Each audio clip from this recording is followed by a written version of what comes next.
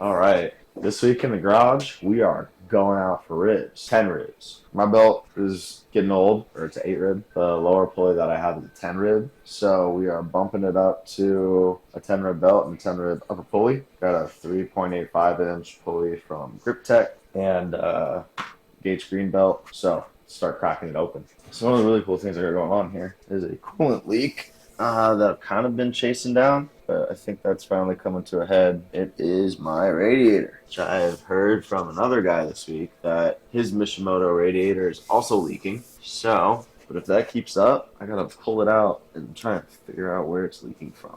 I got my stock radiator over there, so making it a tough decision. I might just throw that back in. Okay, so it's further up from the drain plug. That's good to know.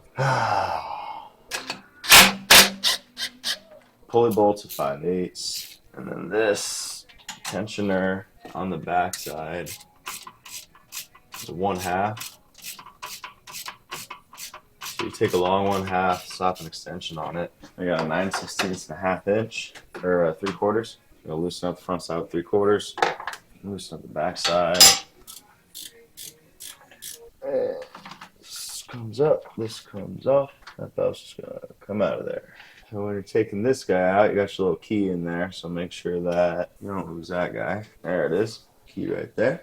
So one of the big concerns with the Prochargers on the Gen 1 5.0s is that you'll crack it or snap your crankshaft. Big contributor to that is like over tensioning the belt or installing that harmonic dampener incorrectly. So more ribs should give me more grip, which means I don't have to crank the snot out of the tensioner to prevent slip. So we got that going for us. While we're pulling everything off, I'm just gonna recheck everything on the crank support. Oh, so I'm gonna just snug up one of these couplers here. Back a little bit more. Oh, that should hold a little better.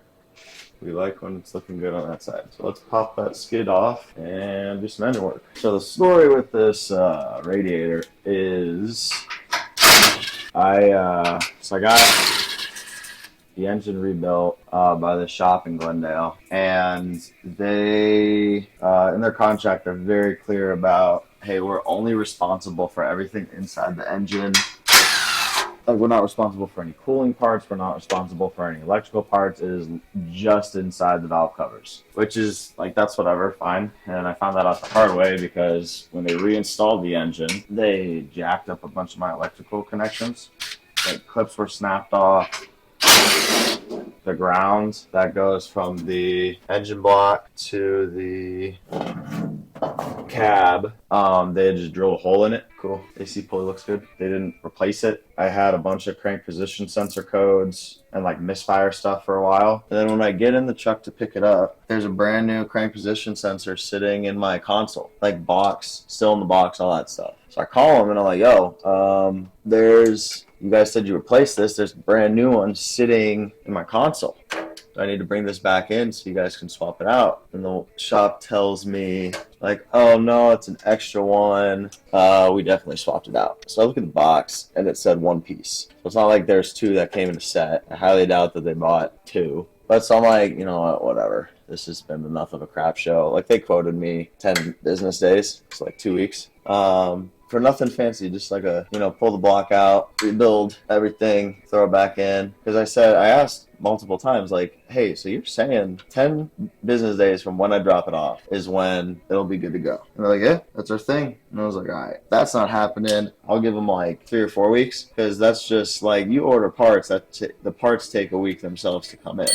They had my truck for almost 2 months, like 8 weeks, and every time I called I just got something different. It's just like your typical bad shop experience. But they're very clear about, we don't touch anything outside of the engine block. So when I had all those electrical pieces jacked up and I'm sending him pictures, he's like, oh yeah, that was us. And I'm like, okay, so can we do something about it? He's like, well, no, we're not responsible for any of that. So that was super cool. So truck sat for about a week while I replaced throttle body, engine harness, every sensor that I had. Get that running. It was running a little warm, but it was also like August, September, October in Phoenix, Arizona. So it's warm here already. So I'm trying, I'm not going to read super far into that. Pro tip, pay attention to what your temps and all that are before you take your truck in for service. Because if something's wrong, that was my big indicator. So I drive out to my buddy's wedding in Alpine. 5 hours through the mountains. My wife is 8 or 9 months pregnant. We drive out, truck runs fine. We drive back, truck runs fine. I'm feeling pretty good about like, oh, you know, we're moving on. This whole thing with the shop, like it is, we are out of the weeds. I go dove hunting like the first day back in town, and I'm just driving back to the neighborhood, and my temps just start to spike. When I'm pulling in the garage, engine light kicks on. Hey, it's overheating. I'm like, okay.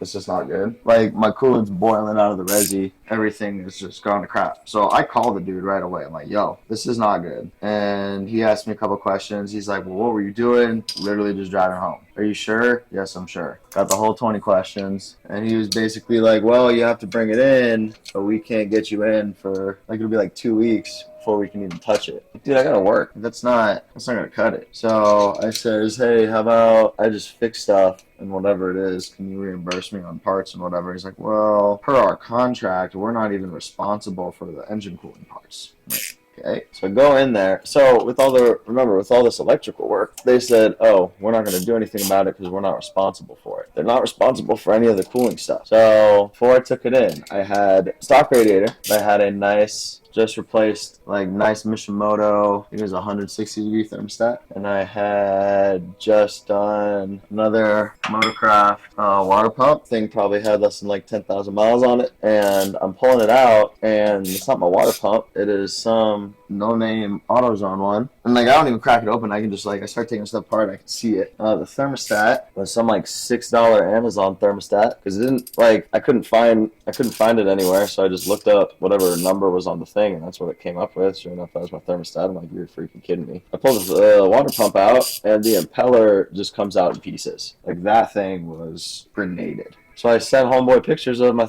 water pump, and I'm like, hey, this is the culprit. And he goes, it looks like you smashed it with a hammer. And I say, well, yeah, it does look like someone smashed it with a hammer. So why is that? And he said, well, in however many years of engine work, I've never seen that before. Okay. It was the first time for everything. What are we going to do about it? We're getting a little argument on the phone. And I said, I'll tell you what, dude. Reimburse me for my engine. I will give you this one. Like, I'm just going to go buy a reman engine, start from scratch. I'll give you this one back. It's been nothing but trouble for the past, 5 months since I got it back. Because it was missing, like, spark plug tube seals, random, like, missing hardware on the valve covers. It was not good. He said, no, there's plenty of good running parts in that engine. Or that engine is full of good running quality parts. And I said, it's obviously not, since it's done more sitting than running since I got it back. And then it turned into a credit dispute with the bank, and MasterCard gives you 60 days to do bank disputes. But since they had my truck for 50 days, that, didn't really work out. So you live and you learn. We're talking to a couple shops.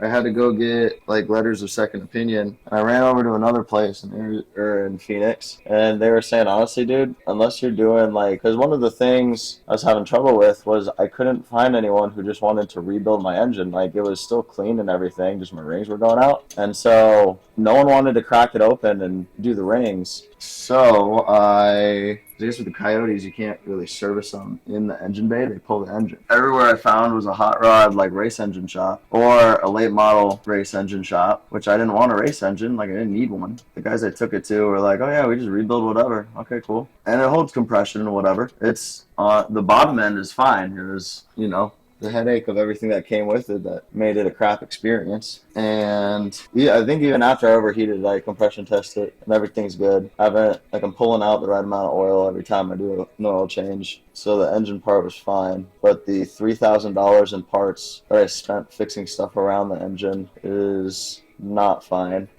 Also, that really cool feeling of like driving to work and not knowing if your car is gonna die on you. That was a fun couple months. All that was going on. Yeah, I replaced all the cooling parts. Back to the radiator. Hauled out on this nice Mishimoto radiator. I'm like, man, if I'm gonna do it, I'm gonna do it right. And the nice Mishimoto radiator, like, yeah, it keeps my temps down and everything, which is great. But I now have this cool thing where it just wants to leak coolant all the time. And I don't know why. It's kind of annoying.